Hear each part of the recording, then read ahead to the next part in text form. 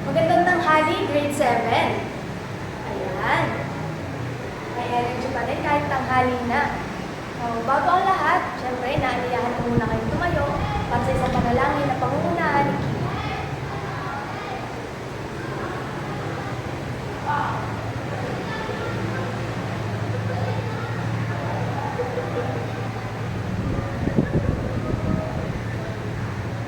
Ayan, bago po ang lahat, pakitingnan muna po ng inyong paligid.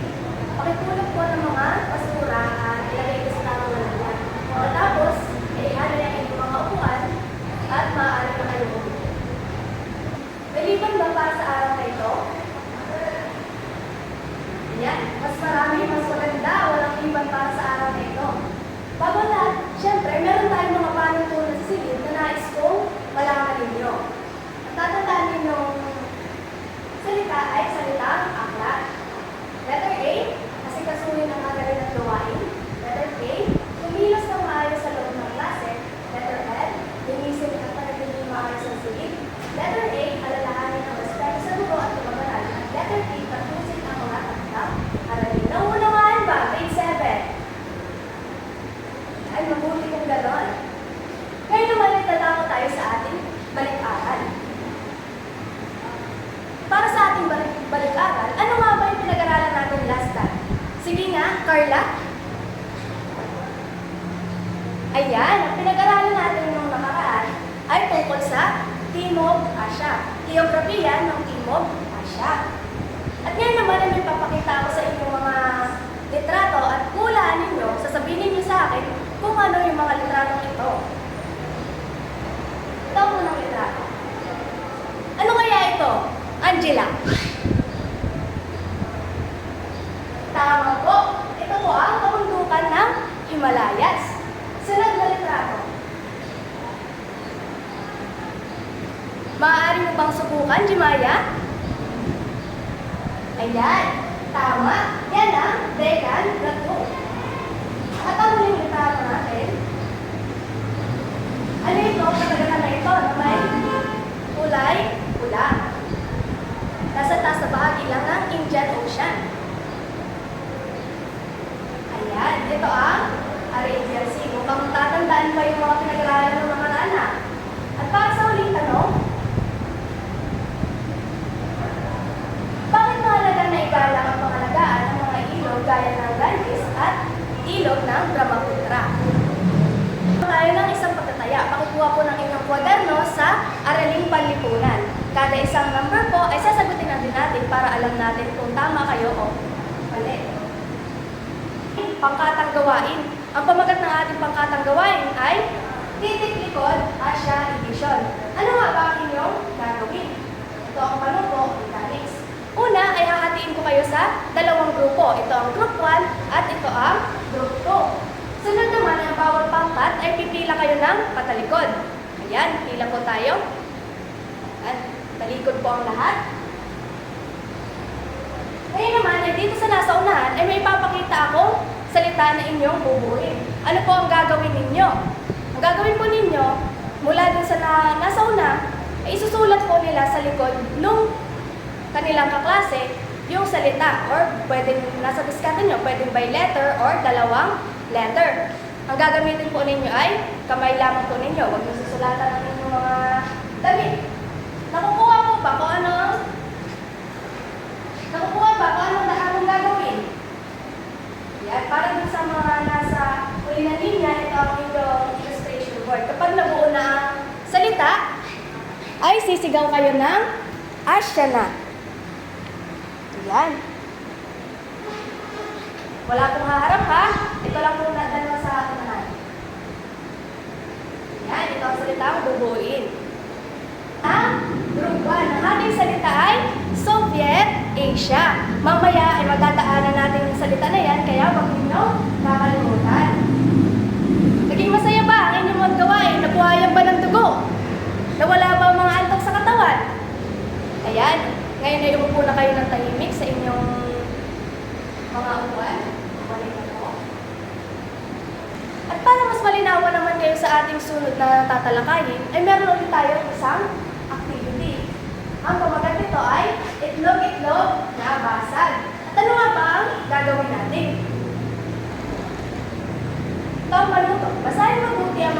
organ na nakapauloob sa itaas na bahagi ng itlog na nakatikit sa bisara. Ito po yun. Sunod, pagkatapos ay piliin ng mga angkong salita o sagot na nakapaloob sa ibabang bahagi ng itlog. Kailangan po natin itong itikit para po mabuo yung itlog. Ayan. Ito po yung mga sabitan. Sino gustong mauna? Volunteer.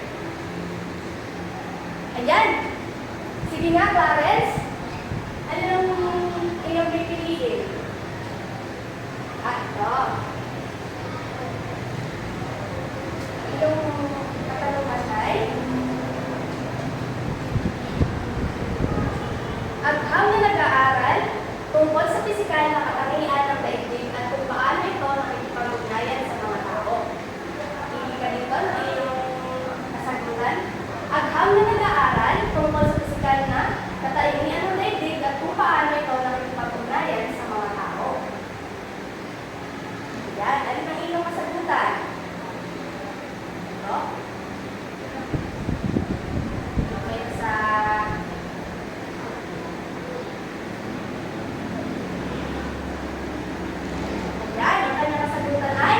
geografiya.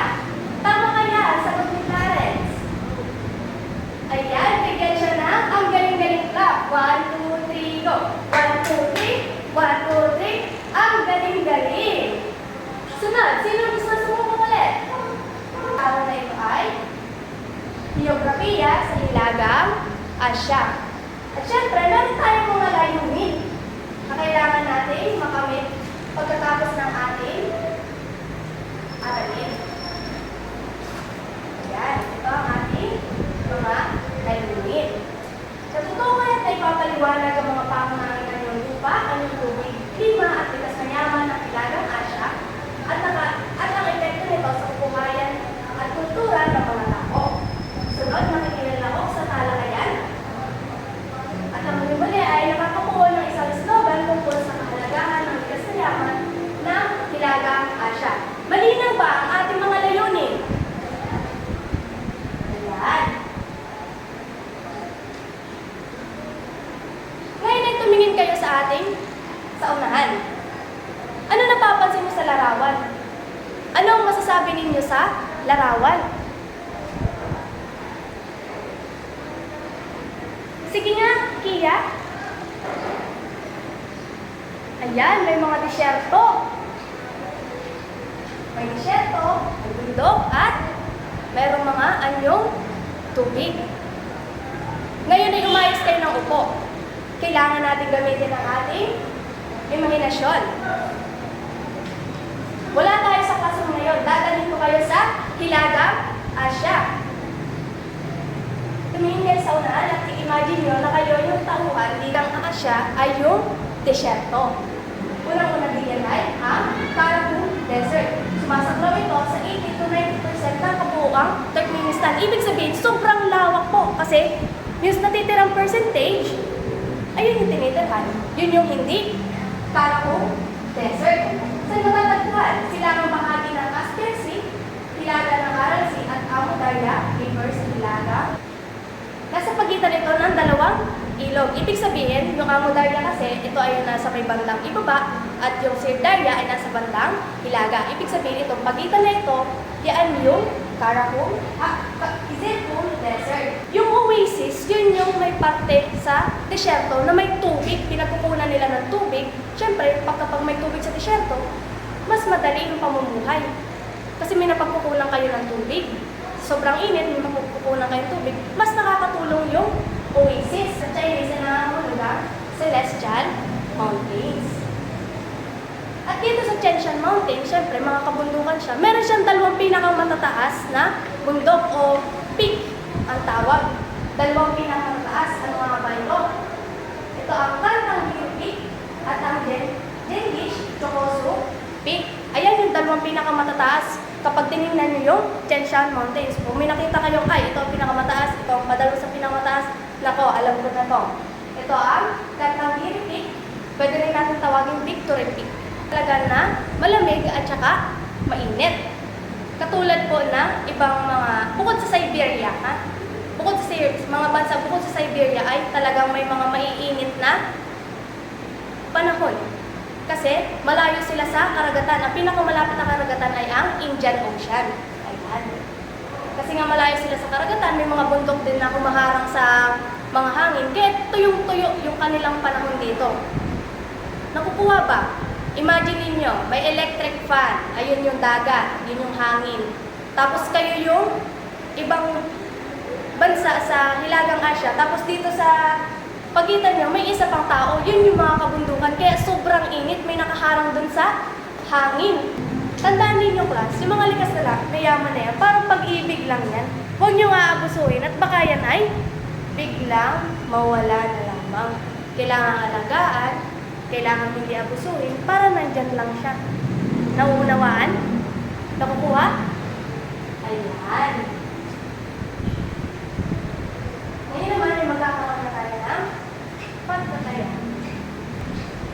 Para naman sa inyong takdang aralin, ito. Basahin mo po sa Geografiya ng Silangang Asya at sagutin ang mga sumusunod na katanungan. Ano ang mga gawaing pangkabuhayan dito? May pinagkaparehas ba ang Silangang Asya sa Hilagang Asya? Number 3, ano ang topografiya sa Silangang Asya? At number 4, ano ang klima dito? Napakikopya. Tapos na ba? Yan. At yun lamang para sa ating talakayan ngayong araw. Maraming salamat, Grade 7. Sana ay marami kayong natutunan.